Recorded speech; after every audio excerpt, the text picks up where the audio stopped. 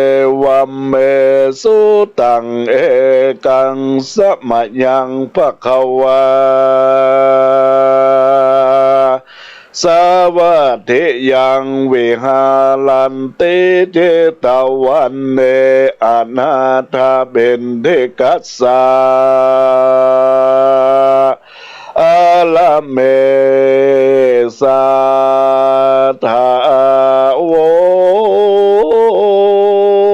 ดูลาสัพพุริสะทั้งหลาย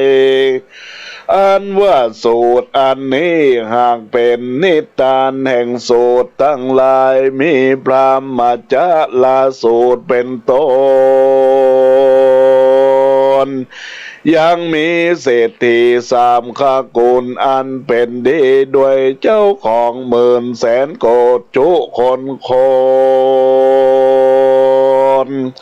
ผู้ทวนหนึ่งมีชื่อว่าวิกาปาติผู้ทวนสองชื่อว่าวิลติผู้ทวนสามชื่อว่าสุทธาวิหามากามีเข้าของและลูกและดังคนตั้งหลาย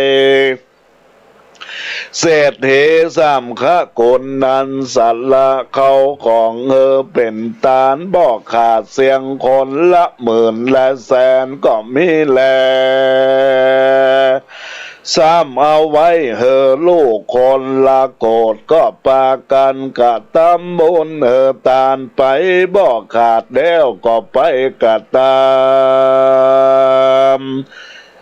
บาปมากนักนาเรือลายเขาก็ปากันไปเล่นจู้สู่เพียเมื่อตนแล้วก็ปากันไปลักเอาเขาของจ้างมางัวควายขาสัตว์ตัดชีวิตมากินทุกวันบอกขาดตังมายิงปอดใจส่วนผู้หญิงเขาก็เอากันไปเล่นจู้สนุกกับด้วยพวกตานผู้อื่นเล่นเปกุเจ้าและสามเณรสังฆเจ้าเล่นจู้จากผัวตนเขาก็ปากันกระทำบาปนักหนากันตายไปแล้วใจอ่านยมพี่แบบยมพี่บานก็มามัดเอาเขาจุคนลางปองก็ร้องออกปากตายไปลางปองก็ห้องให้เลหลนตาเลือกลองลางปองก็ห้องเป็นดังวัวควายก็มีแลจะโยมพิบาลก็เอาเชือกมามัดไปจุคนก็มีแลกันว่าถึงวันดวนเจ็ดก็มาหลอดแล้วดังอ่านก็มาถามเขียนถามตีอยู่ทุกวันบ่ได้ขาดจากยมพิบาลก็ถามว่ามึงอยู่ในเมืองคนปูนมึงได้กะทำบาปมากนักสู้ได้กะทำอย่างใดกูก็หากหูจุประการแต่ในเมื่ออยู่เมืองคนเมื่อก่อนสูก็หากได้หับสินเอาแล้วก็ปล่อยไปกะทำนั่นจ้าพระมหาเทพมาลัยเจ้าตนหนึ่งเจ้าก็หันเขากระทำอันบ่จอพระจึงเสด็จไปทำดูยังอันอยู่ในโลกเหตุใดและสูจึงได้มาตกอยู่ในนาโลกที่นี้อันจาเพศพงนั้นจึงจะกับตอบว่าแต่เมื่อข้าอยู่เมืองคนเมื่อก่อนก็ได้ไปเล่นจู้สู่เพียเมียแห่งตาลแล้วก็ไปทุกาทุปาการแล้วก็ไปกระทำยังกาละได้ลักเอาเขาของเงินแห่งคันจ้างมากงัวควาย ได้รับสินจังข้าตัดชีวิตต้านเธอตายตั้งแต่ป่านนาทีบาทไปถึงสุลาและอุจจานั่นแหละผู้ข้าจึงได้มาจมซ้ำอยู่ในที่นี้เมื่อนานแล้วผู้ข้าตั้งหลายก็ยังบ่ได้พ้นเตือจึงขอมหาเทนเทพะมาลัยเจ้าตนประเสริฐลำเลิศกว่านาลาทั้งหลายจงคนนาไปบอกยังลูกหลานเพื่อข้าอันอยู่ในเมืองคนปูนจิมเตอจงเขากระทำบนตานหยาดน้ำโอทิสะบนมาหาผู้กาป้องแดดหวานส่วนมหาเทนเทพะมาลัยได้ยินแล้วยังคำสั่งแห่งเพศตั้งหลายก็ขึ้นมาบอกแก่ผงพี่น้องอันอยู่ในแห่งง่องเมืองโบนเขาได้หู้ด้วยกรรมว่าสูต้านตั้งหลายจงปากันกระทำตานหยาดน้ำไปหายังพ่อและแม่ญาติกาแห่งสูแดดเตอพ่อแม่พี่น้องแห่งสูก็ได้ไปเป็นเพศเป็นผีทุกขเวทเวทนาอยู่ในนรกปูนและแลเทพะมาลัยกันบอกแล้วก็กลับหายไปหันแลตั้งแรกแต่นั้นผงหมู่ที่พี่น้องสัมบดาวงศาพ่อแม่แห่งเขาก็หมดเสียงเงินคำสองโกดด้วยปากันกระทำบนตารักษาศีลก็มีแลเอกามากาลาเศรษฐีก็ยังบ่ได้พ้นจากนาโลกเตือนแลในกาลยามนั้นยังมีพระอรหันต์ตนหนึ่งท่านก็เล็งหันเขากระทำบนท่านไปหาพ่อแม่แห่งเขาจนหมดเสียงเงินคำมาสองโกดดังอ่านพ่อแม่แห่งเขาก็ยังบ่ปนว่าอันพ่อแม่แห่งสู่ได้กระทำกันอันบ่จอบแม่นสู่ตานไปเสียงเข้าของเก้าโกด10โกดก็เต้าว่าเป็นนาของท่านแห่งสู่อันแลก็ยังบ่ได้ไปเดิงพ่อและแม่แห่งสู่สักเล็กสักหน่อยและนายามนั้นหมู่เขาก็ก้มขับไว้ยังพ่ออรหันตาว่าขอเจ้าโกจงสำแดงยังกองศีลกองธรรมแก่ผู้ข้าทั้งหลายแด่เธอว่าอันแลอาดาในกาลยามนั้นพระอรหันต์เจ้าจึงกล่าววางสู่เจ้าไปไว้สายังพระพุทธเจ้าเตว่าอันแต่เส้นโตพระก็เทศนาฟังกันพระบอกแล้วก็ป้ากันแต่งดาเอาเข้าของตอกดอกไม้เขาว่าไปสู่อารามไปปูจาด้วยสิ่งมีต้นว่ากันทะของหอมทั้งหลายแล้วก็ไว้สาว่าบันเตปะกว่าข้าไว้พระพุทธเจ้าอันว่าพ่อแม่แห่งผู้ข้าทั้งหลายเหตุใดได้ตกนรกดันจาเมื่ออยู่ในเมืองคนก่อนพ่อแม่แห่งข้าทั้งหลายก็ยังใดก็ตำบนตานบอกขาดสักวันเหตุใดพ่อแม่ยังบ่ได้พ้นได้เกิดอันจาขอองค์พระสัมมาสัมพุทธเจ้าจึงเทศนายังบุพกรรมวิบากผู้ข้าฟังพ้องเตออันว่าผู้ข้าทั้งหลายหากได้สละจ่ายเข้าของตานเสียงงาเข้าของคนละ2 โกดแล้วก็มีแลเมื่อนั้นพระพุทธเจ้ากล่าวคาถาว่าสละมโนปิกเตเยวะดังเมื่อแต่ยามพ่อแม่ แห่งสู่เจ้าอยู่ในเมืองคอนเขาได้กระทำบาปมากนักเขาได้เล่นจู้สู่บัวเมียแห่งตนและตัวแห่งต้านส่วนนางผู้เป็นนั่นก็ได้ลักเอาเส้นไฟแห่งผู้อื่นอันหนึ่งเขาได้รับเอาสินจ้างรางวัลข้าสัตตชีวิตมาเกินจุวันหันแลดูกะลานางต่างลายสู่จุงปาการสร้างอย่างปิตากาทะไลจะโดกเฮใดเป็นตานเตอว่าอันแลส่วนว่านางตั้งหลาย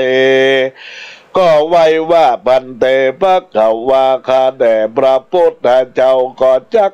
ผู้ข้าเขียนทำอันใดต้านไปหาพ่อแม่ผู้อันตายไปนันจาขอพระพุทธเจ้าจงเทศนา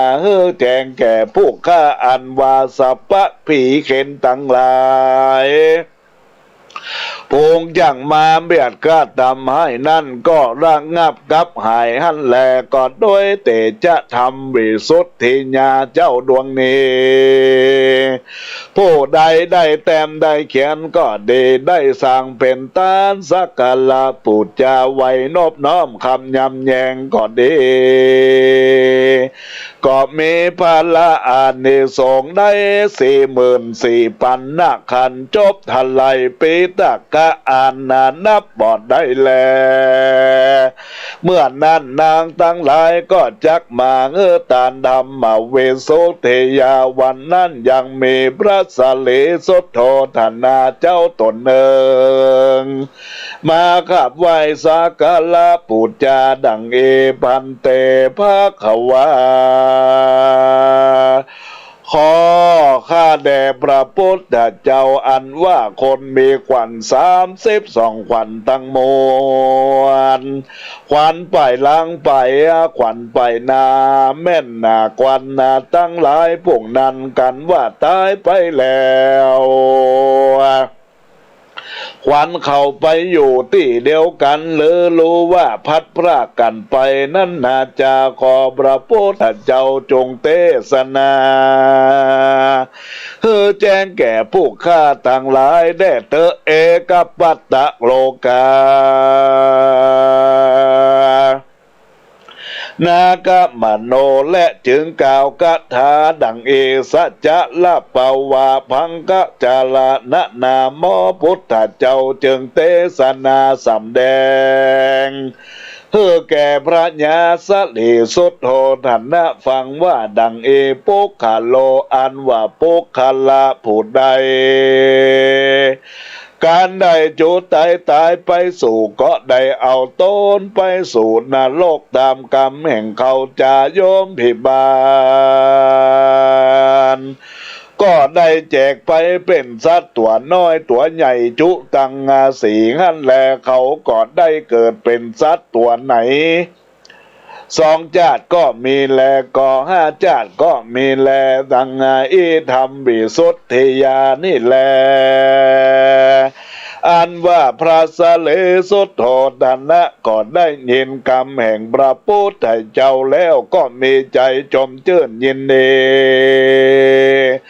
มากนักแล้วก็อำลาพระพุทธเจ้ากลับคืนไปสู่เฮียนแห่งตนก็มีวันนั้นแหละนะโยอันว่าปุคละผู้ใดได้เทศนาธรรมดวงนี้ก็ได้หายจากพยาธิพระญาติโลกาอุบาทตั้งหลายตั้งมวลแม่นว่าปุคละผู้ใดหากได้แต้มได้เขียนได้สร้างทานทำไว้กับศาสนาแห่งพระพุทธเจ้าก็ดีก็มีพระอานิสงส์บ่อาจจะขนานับอ่านได้แลพระพุทธเจ้าจึงเทศนาแก่คนตั้งหลายว่าปาการกระทำบนตานรักษาศีลเมตตาภาวนาไปจุวันเตว่าอันแล วแม้นว่าพวงหมู่เขาบ่ได้กะตำบนเนื้อตาลรักษาศีลเขากะจุตนจุตายไปจากเมืองโคน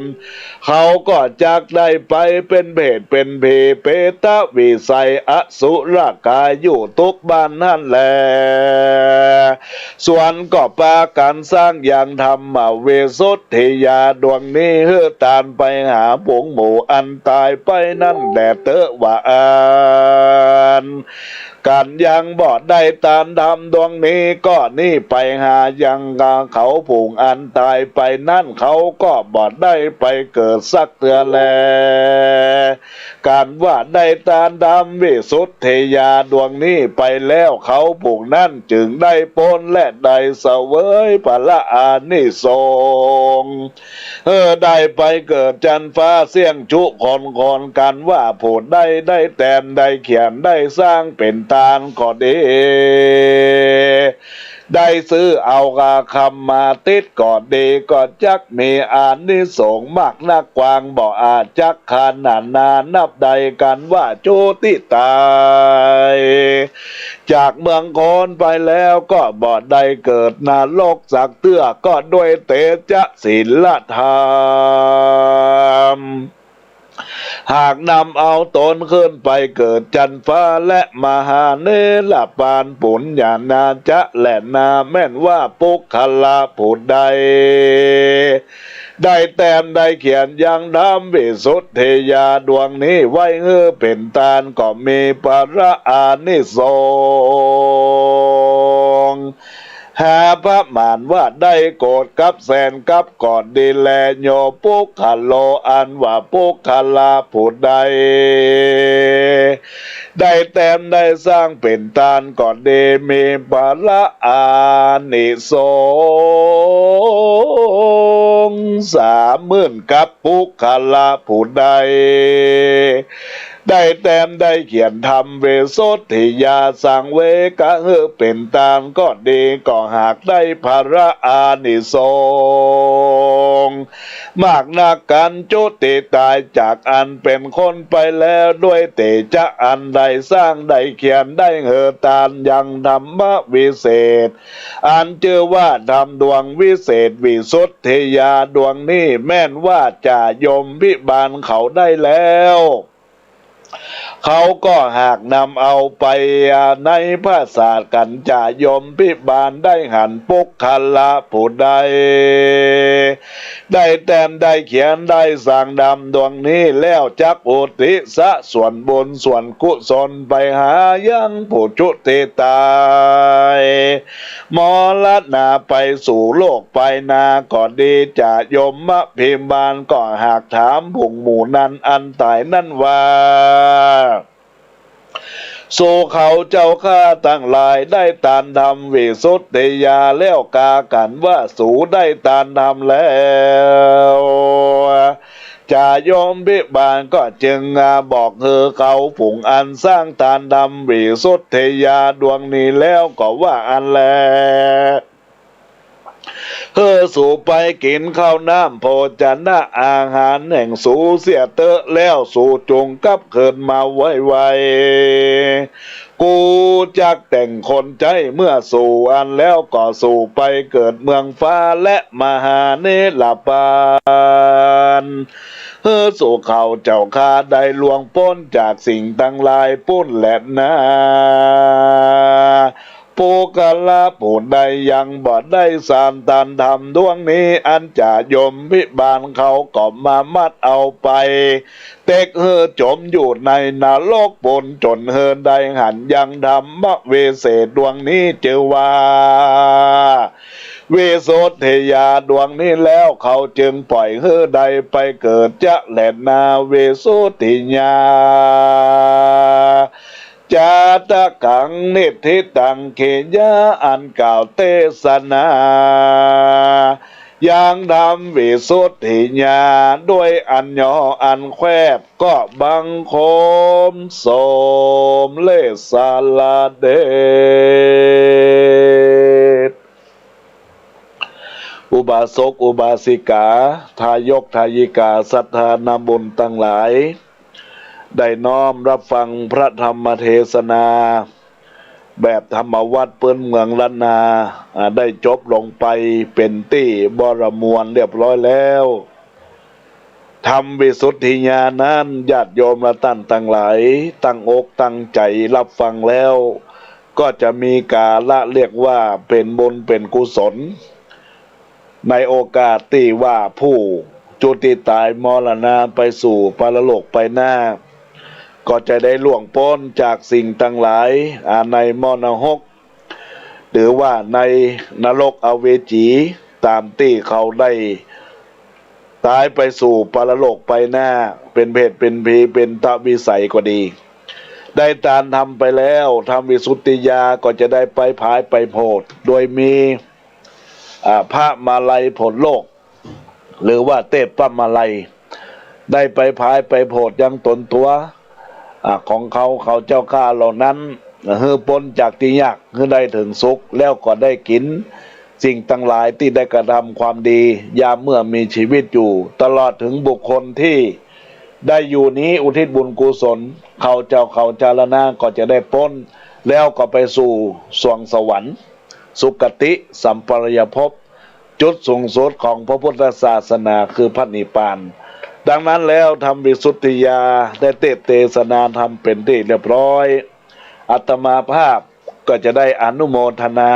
ขอบคุณกับทางท่านเจ้าภาพปันปอนอุทิศบุญกุศลไปรอดไปถึงยังผู้วายชนเป็นบุญเป็นกุศลจากการรับฟัง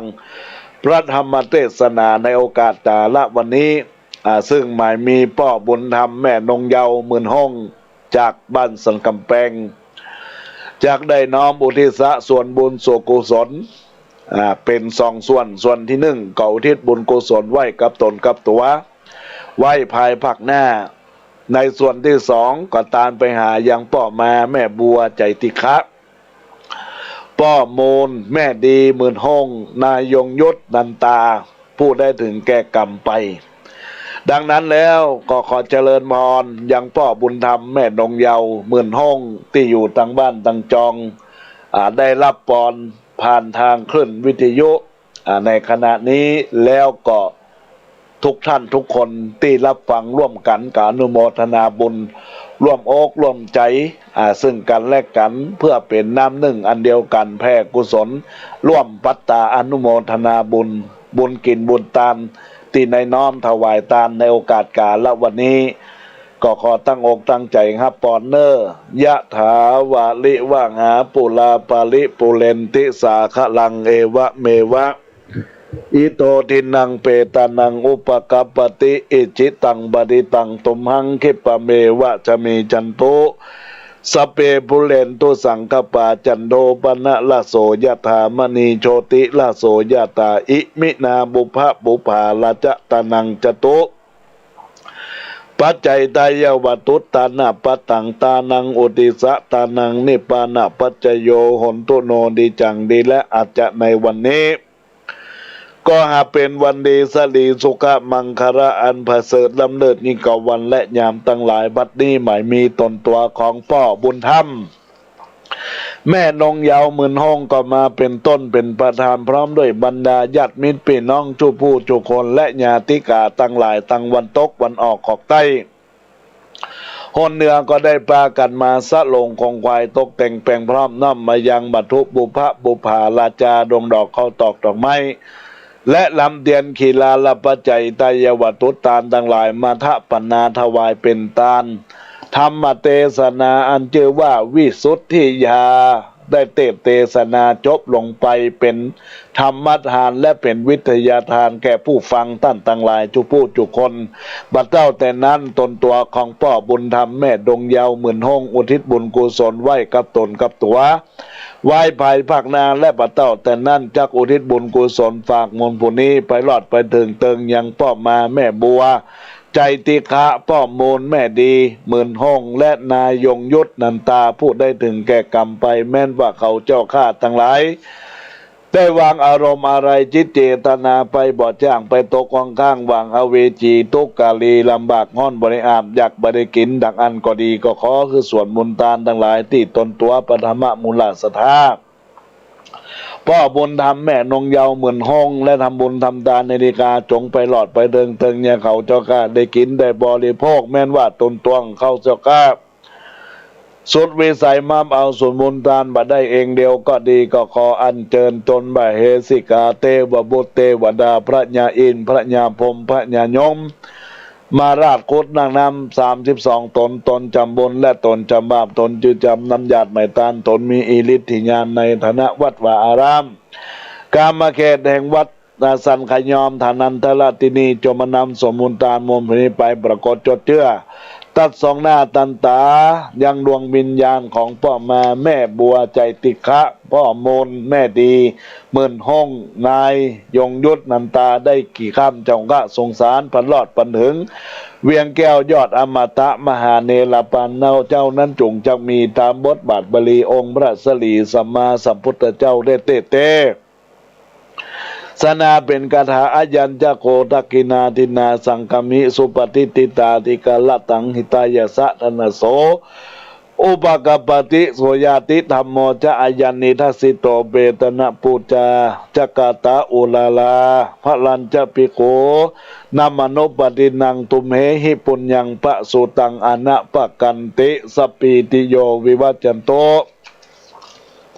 สัพพโรโกวินาสันตุมาเตภวะตวันตะระโยสุเกติกายุโกภวะอภิวาทนาสีลิสะนิจังวุธาพระจายิโนจตาโลธรรมวัฏันติอายุวันโนสุขังพลังจะตุปัจจัยทนังธรรมเตสนาทนังอุทิสะทนังนิปานังปาระมังสุขังในนามของอัตมาภาพพระครูปรัตกิติพงศ์กิติโสพโนพระอาจารย์แก่นในนามผู้ดำเนินรายการสารธรรมยามแรงช่วงมรดกพลัมพื้นเมืองในเวลา 15 นาฬิกาจนถึงเวลา 16 นาฬิกาในคราวครั้งนี้ก็ขออนุโมทนาขอบคุณยังพ่อบุญธรรมแม่นงเยาเหมือนห้องจากอำเภอสันกำแพงท่านได้เป็นเจ้าภาพเก้าเจ้าศรัทธาอุทิศบุญกุศลประรอดไปถึงดวงวิญญาณของผู้วายชนอันประกอบไปด้วยป้อมมาแม่บัวใจติฆะป้อมมูลแม่ดีหมื่นห้องนายยงยุทธนันตาขอฮือมารับทราบปตะอนุโมทนาบุญแล้วสะท้อนย้อนกลับบุญกุศลคือพ่อบุญธรรมแม่นงเยาหมื่นห้องคือได้อยู่เย็นเป็นสุขอายุมั่นขวัญยืนในสิ่งต่างหลายหิมากล้าขึ้นทำสิ่งใดก็ขอจงพันสำเร็จจงพันสำเร็จจงทุกประการบุญกุศลที่ท่านทั้งหลายได้ปูจาทำจตุปัจจัย 1,000 บาทในคราวครั้งนี้ก็จะเป็นค่าน้ำกับไฟกับอินเทอร์เน็ตลิงก์สัญญาณจากวัดสังขยอมไปสู่ทุกท่านทุกคนเคลื่อนวิทยุทุกเครือข่ายตลอดถึงบรรดาญาติโยมท่านทั้งหลายที่เป็นเจ้าภาพนี้ปัจจัยก็จะได้น้อมเป็นก้าเล่าเรียนศึกษาพระภิกษุสงฆ์และสามเณรตามเจตนารมณ์ของพระภิกษุสงฆ์สามเณรภายในวัดสังขยอมได้ใจได้สอยในโอกาสต่อไปบัวได้น้ำชุ่มฉ่ำเสียเหลือหลายคนได้ใจสบายบือทำอะไรได้ใจจนเรื่องลือยากนักหรือจักห้ามใจคนได้ใจทำอะไรเอาใจว่าระวังไว้ทางข้างหน้าอาจมีเผลอเอาใจตัวทำความชั่วระวังเจอผิดล้นเอาใจตัวชั่วระยำผิดแล้วอยากแก้ไขในปัญหาเกิดมาทีให้มากมีด้วยปัญญาถึงเวลาปัญหาหมดลดกรรมเวรดังบัวงามสวยสง่าบูชาพระแม้อยู่สะดูสดใสช่วยกลิ่นหอมงามล้ำค่าอยากเด็ดมาดมดอมใจจำยอมเก็บถวายพระสาธุการสาธุในบุญที่คุณโยมแม่ และคุณโยมป้อบุญธรรมแม่นงเยาหมื่นห้องได้ทำบุญทำทานได้รักษาศีลเมตตาภาวนาบุญกุศลนี้ก็ขอให้เป็นบุญเป็นกุศลติดถือตามตนเนื้อญาติโยมและท่านทั้งหลายบุญใดกุศลใดที่ท่านได้กระทำแล้วก็ขอให้เป็นบุญกุศลที่ติดตามเนื้อติดตามตัวติดตามตนในโอกาสที่ได้รับฟังธรรมะจากพระอัตมาภาพพระอาจารย์แก่นเนอะในโอกาสนี้ก็ขออนุโมทนาบุญกุศลเจ้าทั้งหลายในโอกาสนี้วันนี้ฟ้าฝนมืดมัวในโอกาสเราท่านทั้งหลายเนาะเป็นการที่เรียกว่าฝนตกฝนทำในโอกาสที่เราท่านทั้งหลายได้กระทำวันพระวันศีลขอพระก็ไปวัดไปวากันอยู่ถึงแม้ฝนฟ้าจะตกญาติโยมทั้งหลายในโอกาสนี้ก็ขออนุโมทนาบุญกับทุกท่านทุกคนในโอกาสนี้เนอะก็เป็นบุญกุศลในโอกาสนี้อาตมาภาพก็จะได้เข้าสู่การทักทายบรรดาญาติโยมท่านสาธุชนท่านทั้งหลายที่อยู่ทางบ้านรับฟังขึ้นวิทยุ 104.50 เมกะเฮิรตซ์แล้วก็ขึ้นทุกขึ้นที่ออกรายการ102.5 วัดพระบาทอุดมฝัง 106.25 มนเสียงธรรมแม่แจ่ม 98.75 ห้วยตองซักอำเภอจอมทองกำลังทำการซ่อมแซมอยู่ในขณะนี้ 81.25 วัดศรีปันเงินอำเภอสันปะตอง 89.50 บ้านต้งเรดิโออำเภอสันปะตอง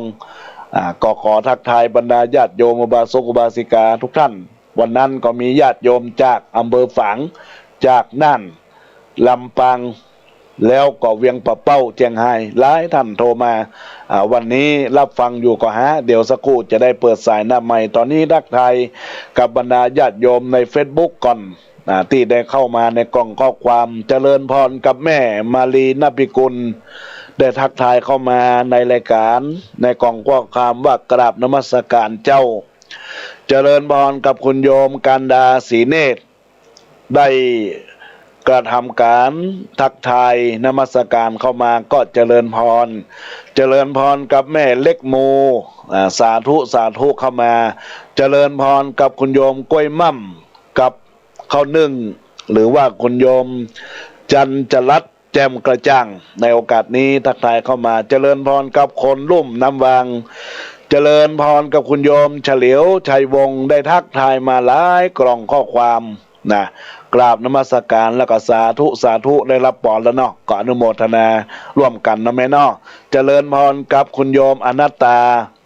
รับฟังจากหัวดงอำเภอสระปีจังหวัดเชียงใหม่ทักทายกับคุณโยมแม่สายคำทะรัฐาในโอกาสนี้ทักทายเข้ามากำลังลูกวัดมาเปิดพอดีได้รับฟังปอนกราบไหว้สาแม่สายคำแม่สายคำในโอกาสนี้ได้ฟังอยู่ที่บ้านแม่โป่งเนาะอนุโมทนาขอบคุณกับแม่ตัวยเจริญพรกับคุณโยมจินดามาศในโอกาสนี้จันอัมพลในโอกาสนี้ตัวเนอร์นามสกุลของท่านในโอกาสวันนี้ก็ขออนุโมทนาขอบคุณกับคุณโยมนาลาได้ทักทายในไลน์น้อมกราบสาธุเจ้าค่ะฟังท่านอยู่ตอนนี้ก็มีสายเข้ามา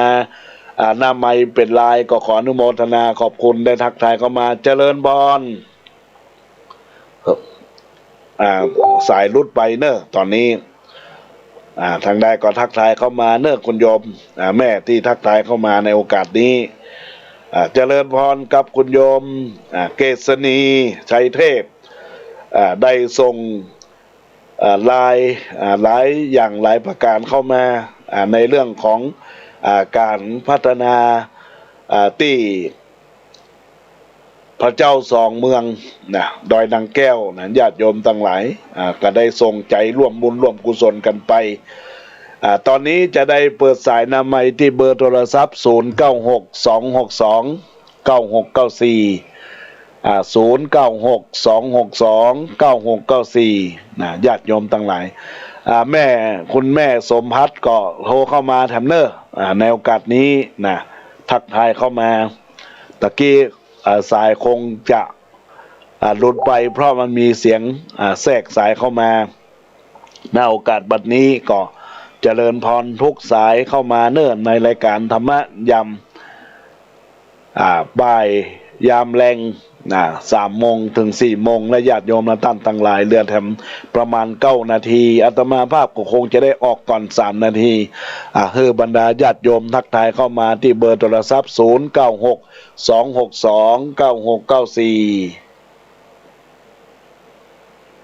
เจริญพรกับแม่อำพันธ์ศรีวันนมัสการเจ้าเจริญพรฟังอยู่นอกกำลังม่วนจบเห็นละทำมันก็มันสั้นนอกอนุโมทนาเนอะไว้ติดตามฟังรายการต่อไปนอกเจ้าอนุโมทนาเนอะแม่อำพันธ์ศรีวันเจ้าเจริญพรเจริญพรเจ้ากลับไปสายเจ้าท่านพระครูเจริญพรแม่จากที่ไหนจากกันแม่ปณีฝางเจ้าแม่ปณีฝางนอกเจ้าไปฟังธรรมวัดจ้ามานี่เจ้าดีนอได้ฟังธรรมนอกเจ้ารักษาสุขภาพนะแม่ท่านพระครูเจ้าอนุโมทนาเนอจ้าสาธุเจ้าอนุโมทนาเนอแม่เนอสาธุครับเจริญพรแม่บุญพินบ้านปะติ้วกับอาสาจ้าท่านพระครูก็แม่บุญพินฟังหนูนะเจ้าชัดเจนเจ้าฟังอยู่นอกสบายเป็นกำลังใจนะเจ้าชัดเจนเจ้าสาธุสาธุอนุโมทนาเนอแม่เนอเจ้าเจริญพรเจริญพรการครับวัดการครับเจริญพรครับอยู่ฟังโม่ครับอยู่ไหนนะฟังโม่ครับฟังโม่เชียงดาวครับเชียงดาวเนาะรับฟังขึ้นชัดเจนเนาะ104ครับ104เนาะอนุโมทนาเนี่ยครับพ่ออะไรพ่ออะไรพักกิจครับพ่อกิจเนาะครับพักกิจพุทธอุทยานครับเชียงดาวพุทธอุทยานเนาะอนุโมทนาเนอะเจริญพรสาธุเจริญพรเจ้าเจริญพรแม่จากที่ไหนอยู่ที่แม่โจ้สันทรายเจ้าแม่โจ้สันทรายแม่หยังสีพันเจ้าแม่สีพันเนาะเจ้าอนุโมทนาวัดสังขยอมอยู่ที่ไหนเนี่ยฮะสังขยอมกับสันทรายเฮาเนี่ยกับแม่สันทรายเฮาเนี่ยกับสันทรายน้อยเนี่ยกับมาอยู่ที่แดนในสายฉันว่าสังขยอมเคยได้ไปเนาะโอกาสหน้าแวะเวียนมานะแม่เนอแม่ต้องถามหาเจ้าอนุโมทนานะแม่เนอจ้าสาธุจ้าแม่ยังก็สุภาพขอให้ท่านสุภาพแข็งแรงเนอะสาธุจ้าสาธุก็เจริญพรอนุโมทนาขอบคุณกับทุกสายที่เข้ามาในโอกาสนี้ก็มีโทรศัพท์เข้ามาที่เบอร์โทรศัพท์0927583905เนอะทักทายเข้ามาแล้วโทรกลับเข้ามาเนอะตอนนี้สายว่างแล้วญาติโยมท่านใดที่จะโทรศัพท์เข้ามาตอนนี้จะได้รับสายเจริญพรยายสมพัฒน์บ้านแม่ย้อย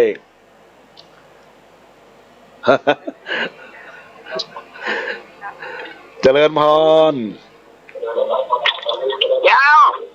จากที่ไหนจากแม่ออนเจ้าแม่ออนแม่ยังแม่ผายแม่สายเนาะแม่ผายอยู่แม่ผายตำบลห้วยแก้วตำบลห้วยแก้วขึ้นชัดเจนนะแม่เนาะฟังทุกวันเลยดีละเอาธรรมะสลมจิตใจเนาะอนุโมทนาขอบคุณนะแม่เนอะ เจ้าป้าก็ปีดอุกำเมืองเนาะ แม่ ท่านก็คืออุกำเมืองสอบ อันกาฟังตลอดฟังมาตลอดเนาะ ฟังตลอดเลยเจ้า อนุโมทนาขอบคุณนะแม่เนอร์ติดตามฟังไปเรื่อย วัดอะไรอย่างเงี้ยเจ้า ๆวัดสันขยอมอำเภอสันทรายจังหวัดเชียงใหม่ อ๋อวัดสันขยอมค่ะ เจ้าสันทรายเชียงใหม่ สันขยอม สันทรายสันทรายอำเภอสันทรายแม่ จ้าอ๋อสันขยอมอำเภอสันทราย จ้าเชียงใหม่เฮาในกันจ้าอนุโมทนานะแม่เนอร์ เจ้า จ้า สาธุสาธุ สาธุสาธุเจริญเจริญเจริญพรแม่ทาแม่ย้อย เป็นในนาแล้วแม่แน่เนี่ยตอนนี้ เจริญพร ไร้สาเจ้า รับฟังอยู่เนาะ เจ้าใครอ่ะ แม่ทานะกะตักตายแล้วหรอ รับฟังอยู่เนาะ แล้วฟังตึงวันนะ ฟังตึงวันฟังกูเตือนเนาะ ได้โทร เวลาในโทรเนาะ กับฟังกูตนกูองค์นะท่าน ดีละเอาธรรมะสรวมใจ เป็นกำลังใจ เจ้ากับสวดธรรมจักรเปิ้ลเนี่ยนะ ก็ดีละเนาะ เจ้าเมื่อคืนเจ้า ได้อยู่ดีมีสุขกับน้องปัญหาเนอะจ้าสาธุเนอะ กำลังใจให้ จ้าอนุโมทนาเนอะ ไร้สาเจ้า จ้าเจริญพรขออนุโมทนาขอบคุณกับบรรดาญาติโยมทั้งสาธุชนทั้งหลายตอนนี้สามารถที่จะโทรเข้ามาได้อยู่เนอะญาติโยมทั้งหลายตอนนี้เวลาเหลือแถมประมาณ1 นาทีก็ต้องขออภัยกับแม่สมพัฒน์เนอะโทรมาทางไลน์แล้วก็หับไปแล้วสายโทรศัพท์เข้ามามันก็เลยตัดสายไลน์ไปนะของแม่ได้โทรเข้ามากั๊มเนาะรับแถมสาย1ก็จะได้พักในส่วนของการจัดรายการในโอกาสบัดนี้ญาติโยมทั้งหลายที่เบอร์โทรศัพท์0962629694เนอะ0962629694ในโอกาสบัดนี้แล้วก็โอกาสบัดนี้อาตมาภาพก็คงจะได้อุจาพบปะกันกับบรรดาคณะสัทธาญาติโยมในโอกาสต่อไปที่บรรดาญาติโยมได้รับฟังธรรมะแล้วก็เป็นบุญเป็นกุศลติดตามติดตามตัวตนของพระสัทธาญาติโยมเราท่านทั้งหลายก็ขอให้เป็นบุญเป็นกุศลติดตามตัวตนของบรรดาสัทธาญาติโยมและท่านสาธุชนและท่านทั้งหลายในโอกาสวันนี้ก็ขอออกจากรายการขอเจริญพร